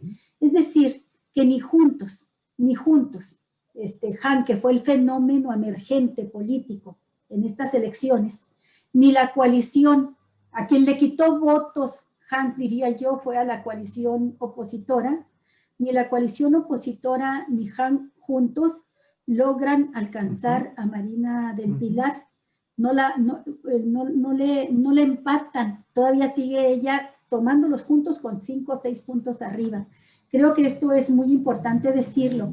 También el hecho de que, no sé qué pienses tú, Armando, pero esto de que el PES se convierte en la segunda fuerza política del Estado, creo que no podemos irnos con la finta, sino que también es el fenómeno de un personaje como Hank, que jaló esos votos desplazando hasta el 11-12% de la votación a los otros 3 partidos. Principalmente estoy hablando del PAN, el PRI, porque pues el PRD prácticamente no pinta. Pero aquí, Baja California, en mi opinión, y más con los datos que diste hace un momento, pues el opositor fundamental de Morena sigue siendo el PAN y un PRI dividido. Una parte de ellos en el mismo Morena, otra parte del PRI, como se fue ahora con Han, y una parte que se quedó quizás hasta minoritariamente en la coalición de Lupita, encabezada por Lupita Jones como candidata. Ese elemento me lleva a hacer la siguiente pregunta. ¿Qué va a suceder con el PES en Baja California? Quizá nacionalmente pierda el registro o lo gane por un pelito, pero estatalmente aparece con Hank a la cabeza como segunda fuerza electoral. Y eso nos hace pensar que todo dependerá de lo que decida Hank. Hank será capaz de aferrarse a esa posición, atraer al priismo, rehacerse dentro de un partido nuevo como el PES, o llevarse al PES al PRI. No sé qué vaya a hacer Hank, porque él siempre ha dicho, yo soy priista, ¿no? Estoy en esta contienda como soldado del PRI, que lo hicieron a un lado en la batalla, en la coalición, entonces estoy con él, por eso estoy en el PES. Pero la pregunta es por qué. Si se constituye ahora por estos factores un tanto circunstanciales de la personalidad de Hank como segunda fuerza, el PES tiene de dónde agarrarse para nadar hacia posiciones de mayores. Hank lo puede llevar. ¿Ves a Hank en actitud de seguir en la política, en la pelea, desde ese bastión? Porque dependerá de él lo que suceda con ese partido, ¿no? Ahorita está perfilado como la principal oposición en el Estado. Oye, y para que lo agregues también a tu respuesta a lo que te está preguntando Olga, no dejar de señalar algo realmente relevante. El teniente coronel Julián Leizaola Pérez finalmente terminó siendo un gran perdedor en el proceso electoral que acabamos de pasar aquí en el Estado, cosa que a muchísima gente nos alegra, que nos tenía muy preocupado el efecto teniente Julián Leizaola en el proceso de la gubernatura, por un lado, y por otro lado la de la presidencia municipal de Tijuana, pues la verdad no fue ni siquiera la sombra de lo que fue hace dos elecciones atrás, porque de acuerdo a lo que estamos viendo en los resultados de Tijuana, allá en este momento a las 11 de la mañana con 27 minutos, y déjame decirte que de un total de votos de 397,893, estoy leyendo el programa de resultados electorales preliminares en Baja California, lo que representa un 38.11 de la participación, ciudadana en el proceso electoral, y ya con el 70% de las actas municipales contabilizadas, ya son 2,566 actas que se tienen en total, que son las esperadas, 2,566 actas en el municipio de Tijuana. Fíjate, te lo voy a dar cuenta, pues Montserrat Caballero está muy por arriba con 192,689 votos, que es el 48.4% de la votación. Igual que Marina, ¿no? Luego sigue Jorge Ramos Hernández con 111,515 votos, es decir, el 28%. Y en tercer lugar está el teniente coronel él también, al igual que sucedió en el Distrito 17, obtuvo de último minuto su registro. Todavía aparece como candidato Renier Alejandro Falcón Martínez, que era el original candidato a la presidencia municipal de Tijuana. Entra él, pero tiene hasta el tercer lugar, fíjate, con 58,302 votos, es decir, apenas el 14,65%, que va de aquella votación de hace 3 elecciones, le recordarás, que andaban márgenes del 40-42% de los votos que se sufragaron en aquel proceso electoral, y que estuvo así también de ganar la presidencia municipal de Tijuana. Entonces, eso es muy importante porque no fue ningún factor, Julián Leizaola, y ahora hay que ver qué va a suceder con la Fiscalía General del Estado, que tiene en la mira, supuestamente, al teniente coronel. No logra ganar la elección, y eso, pues, hunde todavía más al partido Encuentro Ciudadano. Porque la orden de aprehensión. Porque hay que recordar que el PES actual, ¿sí?, pues obtuvo los votos a la gubernatura, no por sí mismo, sino porque de último minuto también Jorge Hank Rom logra que yo casi estoy seguro que casi el 80% de lo que queda del PRI se va a su estructura y vota por él. Por eso también hay un incremento importante de la votación para Jorge Hank, para el PES. Entonces, sí quisiera también agregar esos datos, mi estimado Armando, para que tú pudieras también analizarlos. No te escuchamos, Armando, creo que tienes apagado. Sí, lo tenía cerrado. Es que mis perros andan alborotados. Para ir cerrando, que tengo ahí otras cosas que atender. Cerramos con esta intervención tuya, hermano. Sí, miren, francamente, yo no creo, es una creencia, que Hank le vaya a dar vida artificial al PES. No le conviene. En todo caso, porque no tiene casi nada que ofrecerle. Como estructura, el PES no es nada en Baja California. Ni lo es a nivel nacional. Bueno, ¿cuántos votos va a sacar a nivel nacional? No va a alcanzar el registro. Y un partido nacional sin registro, francamente, no tiene nada que ofrecerle a un candidato local para cobijarnos sus aspiraciones. No va a tener presupuesto, no tiene nada. En Baja California, en la elección local, sí va a obtener registro y va a tener, digamos, que cierta capacidad, ¿no?, de poder ofrecer cosas a un candidato, a un político como Hank. Pero si, como sé que lo debe estar percibiendo, si Hank se da cuenta que el PES en Baja California es lo que es él, pues yo creo que no le veo mucho caso a mantenerse ahí. Yo creo que más le convendría buscar la manera, porque una buena parte del priismo se fue con Hank, de recuperar su propio partido. O, en última instancia, formar uno nuevo y quitarse la rémora del PES, con todo lo que el PES implica en términos de su postura ideológica, ¿no? Entonces, yo siento que en todo caso, Han optaría por una de estas dos opciones. Si decide mantenerse en la política, que hay que ver si quiere hacerlo, no es un joven, ¿verdad? Y no sé cómo ande de salud, no se ve bien. No se ve muy bien. No se ve bien, y no sé si tenga la energía como para encabezar un proyecto así.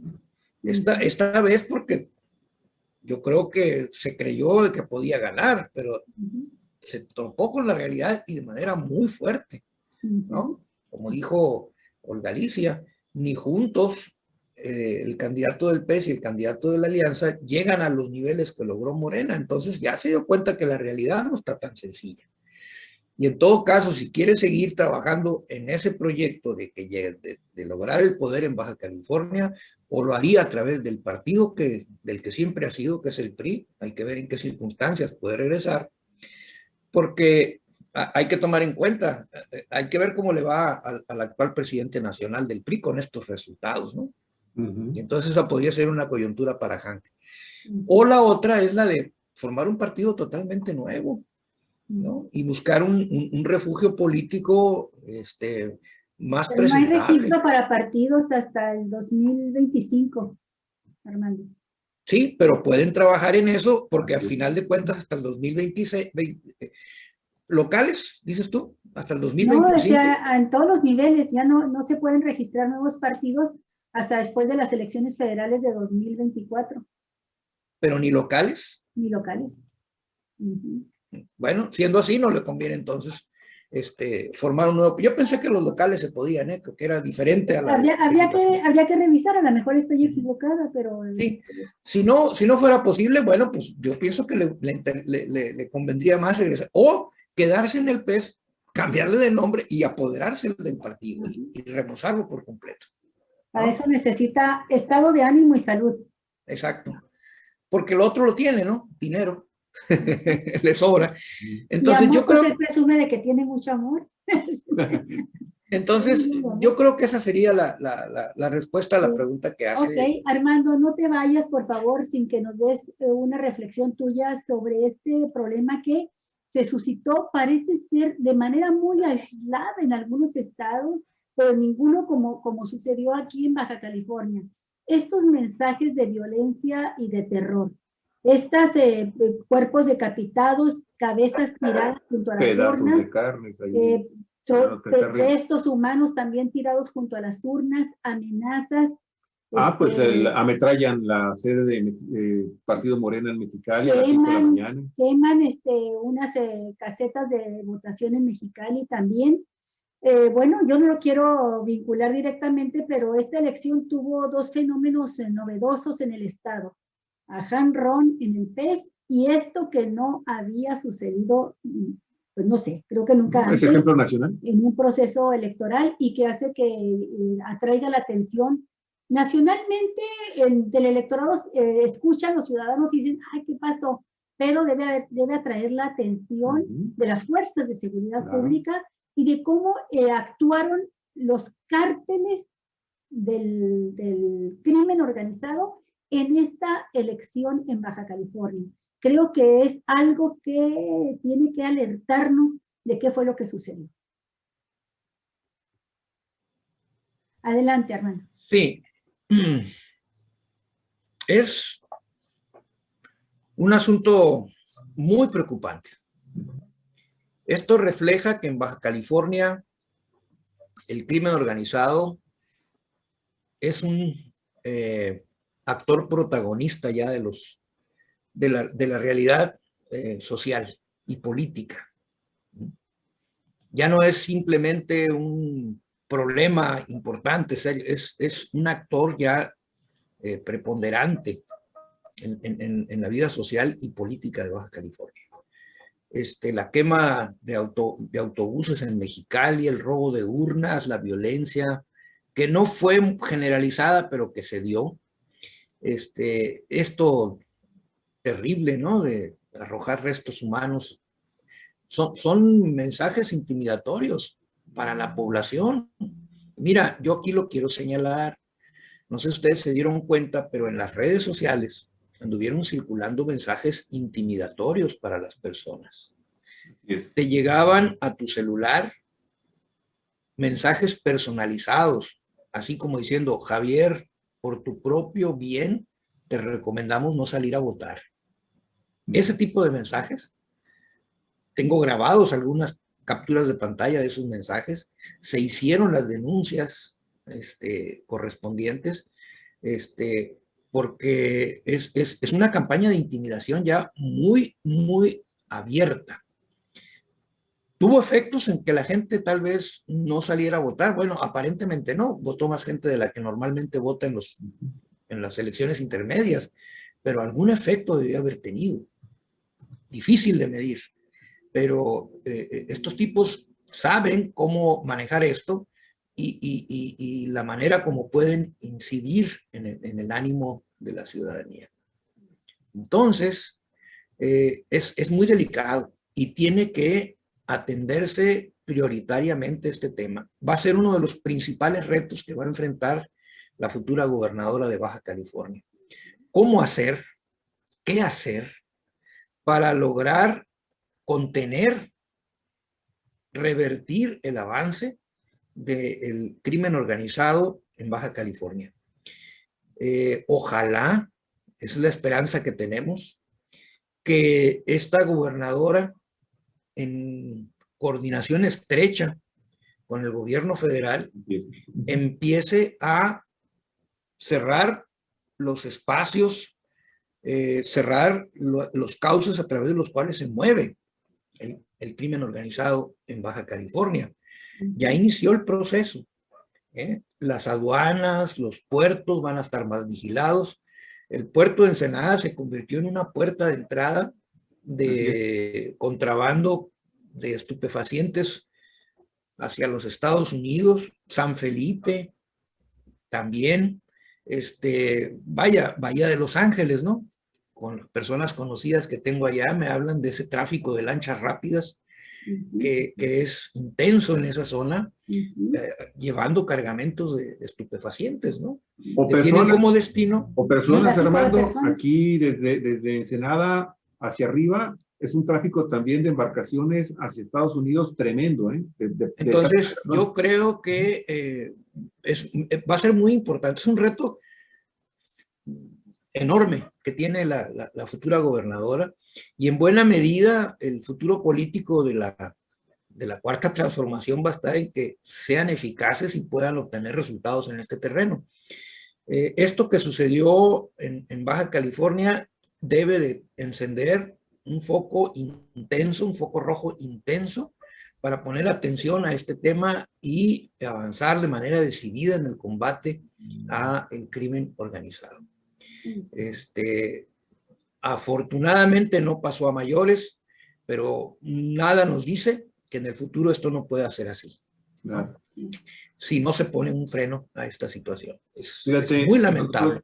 Nosotros en la mañana, cuando estábamos haciendo un primer resumen, que fue la primera nota que subimos por ahí de las 11:30 de la mañana, casi las 12, recabábamos 8 o 9 actos de este tipo.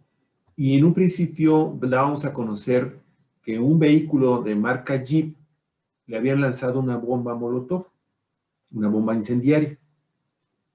2 horas después me enteré, Armando. Un Jeep con el logotipo no era de Morena, un Jeep, ¿no? cualquiera. Era un Jeep que tenía inscrito en uno de sus costados, en ambos costados, ¿sí? El nombre del gobernador Jaime Bonilla Valdés. Y esto, si lo ligas con aquellos videos también que se publicaron en el proceso electoral, las donde acusaciones le hacían cosas, así de Bonilla y de Jaime, de que tú eres el líder del cártel, nueva generación, de que, oye, de que si no arreglas, que si quién sabe qué, cuidado, pues mira, te digo, las cosas no están pasando así porque sí. Como tú bien lo dices, Armando, esto es urgente, sí, para el gobierno de Baja California, pero fundamentalmente para el gobierno federal. Esto, si como bien dice Oliver, lo dijo, a lo mejor pasó en el mare magnum de información que se manejó con el proceso electoral, a lo mejor eso ayudó para que no impactara tanto a nivel nacional, pero aquí en Baja California es una comidilla y nos debe de poner en alerta y decirle, bueno, Andrés Manuel López Obrador, ya votamos por lo que nos pediste, la gente que finalmente votó por esta opción. Ahora nos cumples con el tema también de la inseguridad, porque esto, Armando, tú lo sabes, no es nuevo, tenemos décadas con este problema y ahora estamos viendo que esto trascendió a un proceso electoral en donde no hay que dejarlo de mencionar. Estuvo incluso en riesgo la integridad física de votantes y de funcionarios públicos, porque en 2 ocasiones, cuando fueron a robarse las urnas, hubo detonaciones al aire de las personas que estaban haciendo estos actos ilegales. Creo que detuvieron a un grupo. O sea, la base fundamental para hacer una investigación y llegar al fondo de este tema la tiene en este momento el Poder Judicial del Estado, el poder, la Fiscalía General del Estado de Baja California. Vamos a ver de qué está hecha esta fiscalía para ver si finalmente en coordinación con el tema, porque estos fueron delitos electorales, lo debe de atraer forzosamente la Fiscalía General de la República a través de su fiscalía especializada.